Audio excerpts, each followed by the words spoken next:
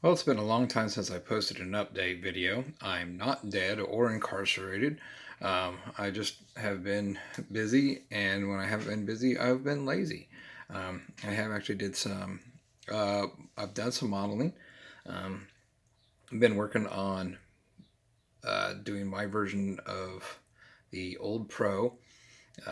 The mold is not doing the greatest, and the front fenders, those of you that have done it, know that they're separate from the rest of the body, and there's some warpage there. There's some gaps. Uh, it takes a lot to make it look good, and so I have the Street Burner Revell kit, which is a very good kit, and so I thought, well, why not use that to make the old Pro? Um, I do prefer the 72 Nova from the AMT kit over the 69 one. Um, I'm not a big fan of that hood, and there's some gills behind the fenders on the 69 that I'm not a big fan of.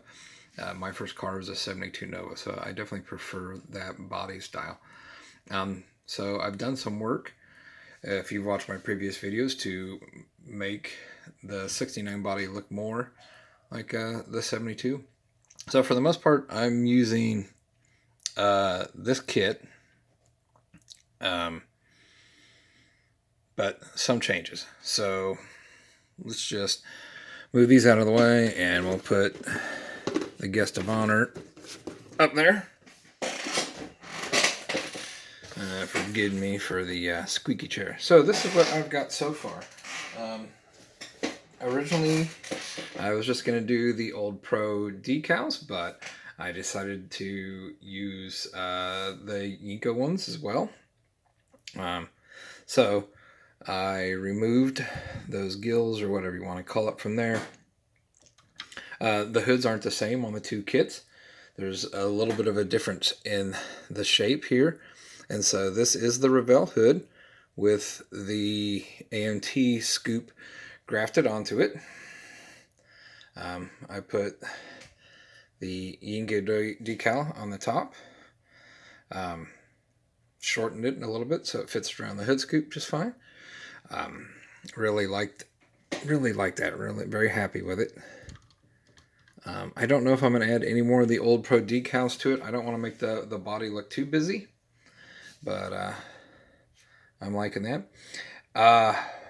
Let's see. So originally, I painted it. I didn't like the way it was. I told you guys about that. I sent it down, repainted it again. It did something funky. Did not like that at all. Stripped it down. You guys have seen that video where I did that. Well, then I painted it a third time, sanded it down, painted it a fourth time. The third time, when it was a beautiful gloss finish, actually way better than it is now, but it instantly got some dust in it. I don't have a booth, and I mean, as soon as I got done spraying it, it like gathered dust as it was spraying, and it wasn't a lot, but it was definitely pretty noticeable. I tried sanding it out, and by the time I got through it all, then I needed to paint it again. So, so this is it. Changed the old Pro just a little bit so that I could have the Yenko stripes on there. Got the markers from the Revell, those decals on here. I'm really proud. I don't know how well you both see it, but I got that little key decal in there, the little key lock or whatever decal in there. And man, that was a booger because it wanted to stick to everything. Wanted to stick to my finger, wanted to stick to my knife.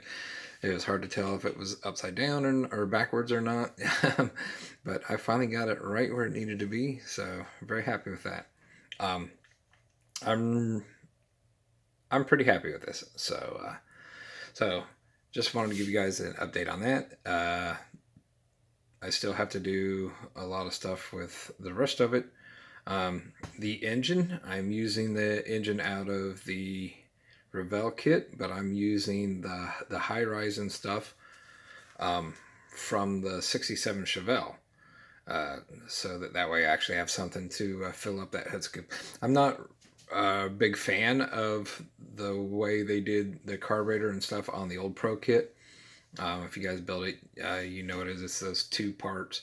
They're just like some pipes that you kind of glue together as a little steeple, and then put the spacers and carburetor stuff on it. And I like the high rise off the 67 Pro Street Chevelle way better. So that's what I'm going with. It's got really nice carburetors and stuff. So doing that on it. The interior is going to be red. It's got a red dash, but the seats are going to be black. That stuff's already painted, not detailed yet, but just painted up in this basic color. So not a whole lot left to do. The under chassis is pretty much done. That was one of the first things I did. You guys saw that on mock-up, I think.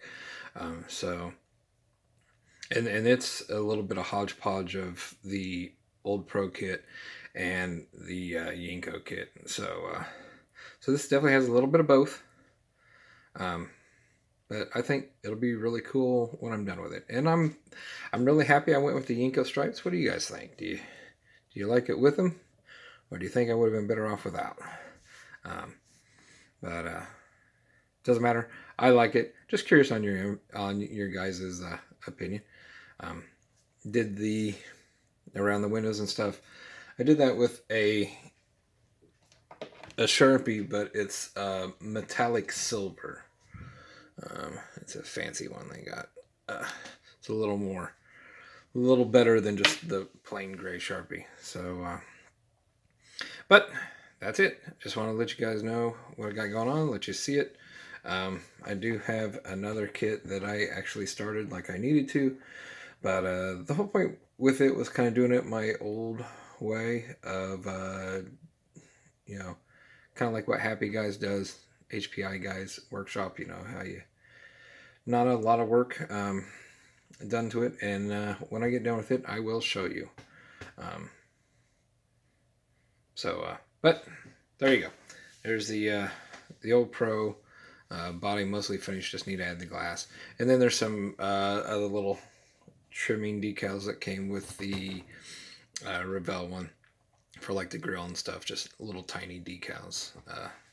But for the most part, I think the body's done. I don't think I'm going to add any more of the contingency stickers to it, just because it'll make it a little too busy, I think.